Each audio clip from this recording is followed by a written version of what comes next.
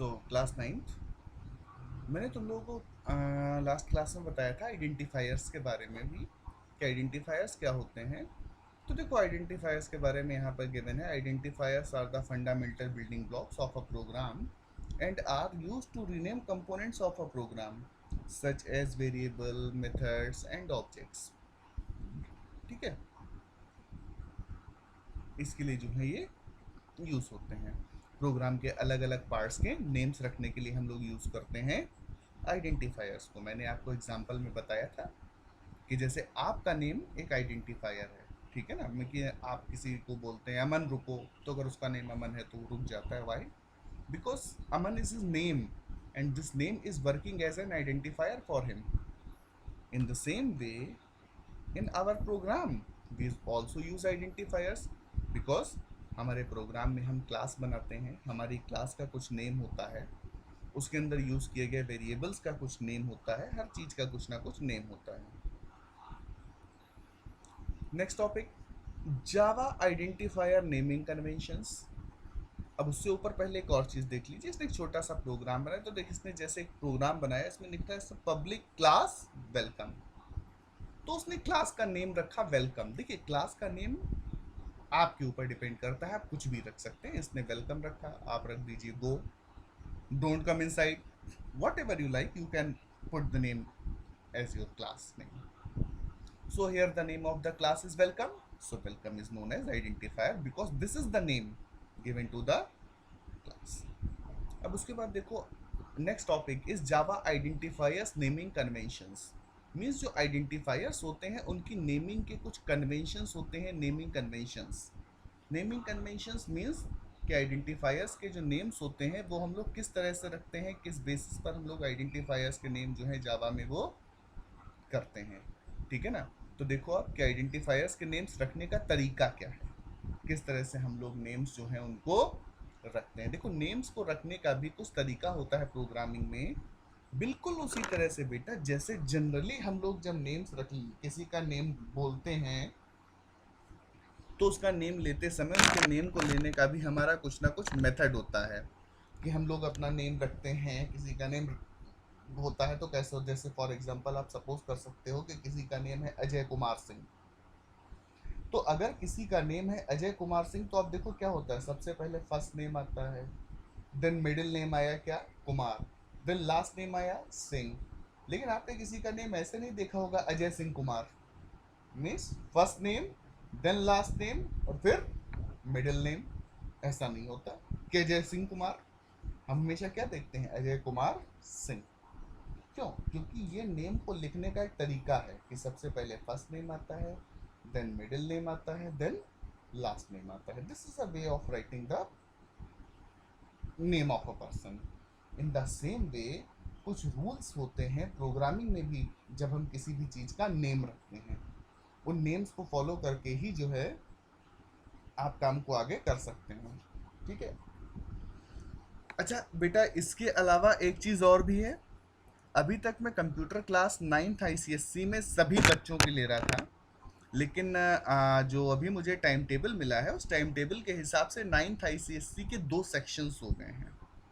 तो 2 सेक्शंस हैं जिनमें से एक सेक्शन में कुछ बच्चे हैं सेक्शन ए में और कुछ बच्चे हैं सेक्शन बी में। तो जो सेक्शन ए वाले बच्चे हैं, सेक्शन ए वाले बच्चों को आलोक सर पढ़ाएंगे और सेक्शन बी को मैं पढ़ाऊंगा। ठीक है ना। तो मैं जो भी वीडियो डालूंगा जो भी है वो अपना वो मेनली सेक्शन बी के लिए होगा, क्योंकि मैं सेक्शन बी को पढ़ाऊंगा और सेक्शन ए वाले बच्चे जो हैं वो जिस हिसाब से तुम लोगों को आलोक सर बताएंगे उस हिसाब से तुम लोग अपना कंटिन्यू करना। तो देखो बेटा जावा आइडेंटिफायर नेमिंग कन्वेंशंस के आइडेंटिफायर्स की नेमिंग के तरीके क्या है, मीन्स कैसे उनके नेम्स रखे जाते हैं। जैसे मैंने आपको भी एग्जांपल दिया था, तो अब समझो क्या कह रहा है। It is recommended to follow these naming conventions an identifier can consist of any combination of letters, means कोई कैरेक्टर कहीं पर भी रख सकते हैं। ठीक, मतलब ये नहीं कि वो एक ऐसा वर्ड होना चाहिए जो इंग्लिश लैंग्वेज में होता हो। ठीक है ना, नहीं होता है तो भी काम चलेगा। मतलब उसमें किसी भी तरह के कैरेक्टर्स हो सकते हैं, डिजिट्स भी हो सकती हैं, अंडरस्कोर कैरेक्टर भी हो सकता है, एंड द डॉलर साइन भी हो सकता है। तो मतलब जब भी आप किसी आइडेंटिफायर का नेम रखेंगे तो उस आइडेंटिफायर के नेम में लेटर्स हो सकते हैं, डिजिट्स हो सकती हैं, अंडरस्कोर साइन हो सकता है या डॉलर साइन हो सकता है। Next, it can not begin with a digit. It can not begin with a digit means एक आइडेंटिफायर का जो नेम है, मीन्स आइडेंटिफायर मीन्स चाहे वो क्लास का नेम हो, वेरिएबल का नेम हो, मेथड का नेम हो, ऑब्जेक्ट का नेम हो, that can not start with a digit. So it cannot start with a digit. What does it mean? Wait for a second, I will tell you that what does it mean that the name of identifier should not start with a digit.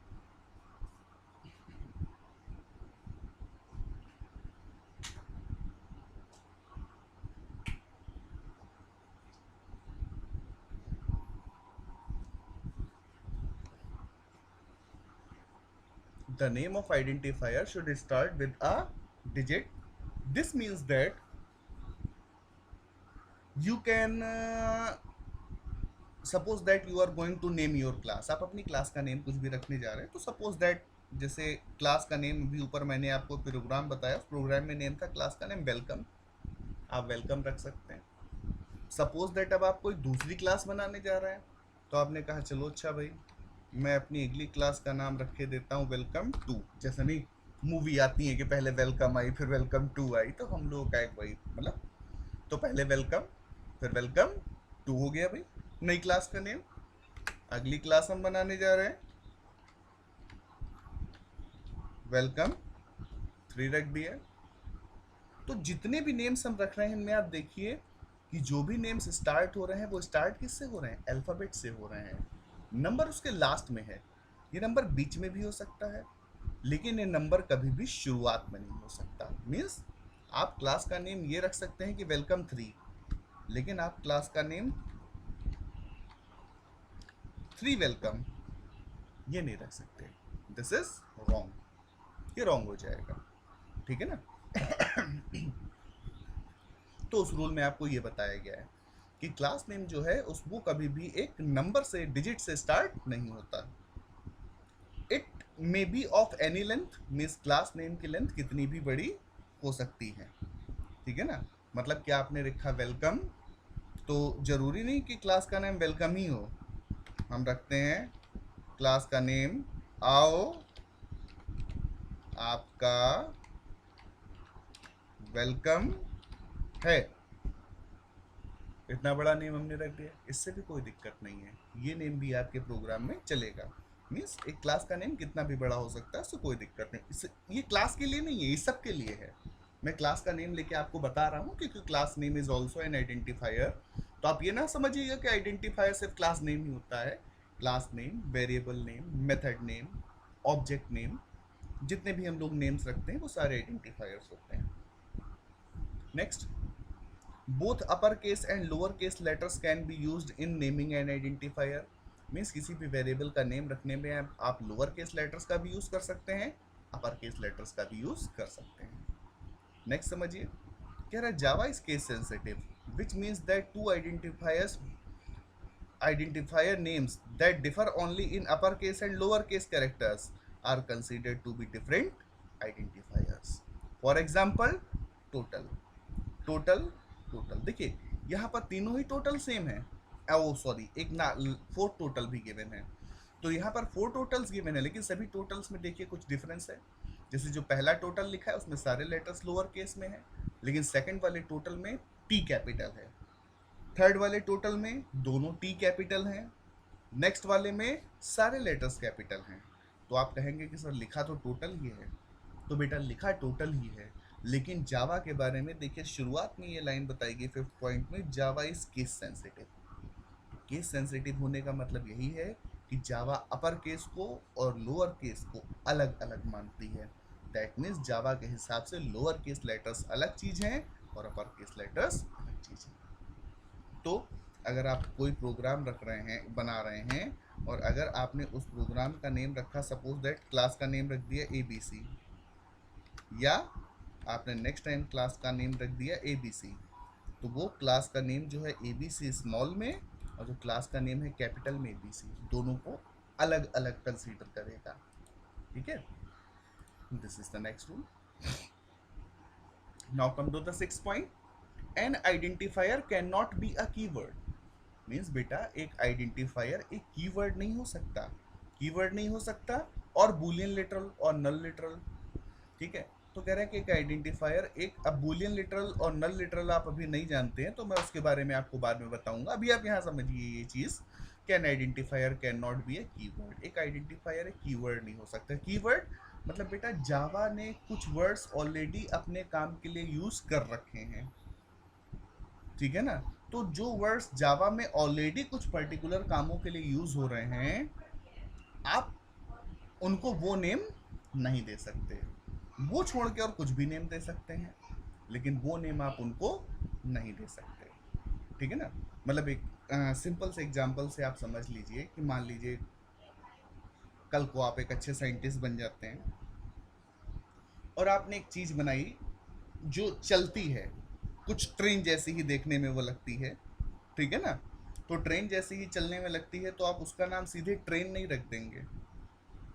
जैसे trains तो बहुत तरह की होती हैं, लेकिन आपने नाम सुना होगा किसी को बुलेट ट्रेन कहा जाता है, तो कोई नॉर्मल ट्रेन है, तो कोई अलग तरह की ट्रेन है, कोई मेट्रो ट्रेन है। तो क्या हैं सब ट्रेन्स, लेकिन सबके नेम्स अलग अलग हैं, ठीक है ना। क्यों? क्योंकि एक आइडेंटिफायर जो है वो सब चीज़ों के लिए यूज़ नहीं होता, उसका हर जगह पे मतलब अलग अलग होता है। कि जैसे हमने कहा मेट्रो ट्रेन, तो उसका मतलब अलग है। तो और मेट्रो ट्रेन जो है वो मेट्रो ट्रेन ही है। अब जो हम लोग चारबाग रेलवे स्टेशन पर जो हम लोग को ट्रेन मिलती है, you can not say that this is a metro train, that is not a metro train, that is the railway train, railway train, okay, and the train that you catch from the overbridge, that is the metro train. So you know very well that what is the difference between the ordinary train and metro train, okay. So उनको names क्यों दिए गए हैं? क्योंकि वो उनके identifiers हैं, ठीक। तो वो उनके लिए ऑलरेडी फिक्स हैं, तो जो उनके लिए फिक्स हैं वो नेम आप किसी दूसरी चीज़ का नहीं रख सकते।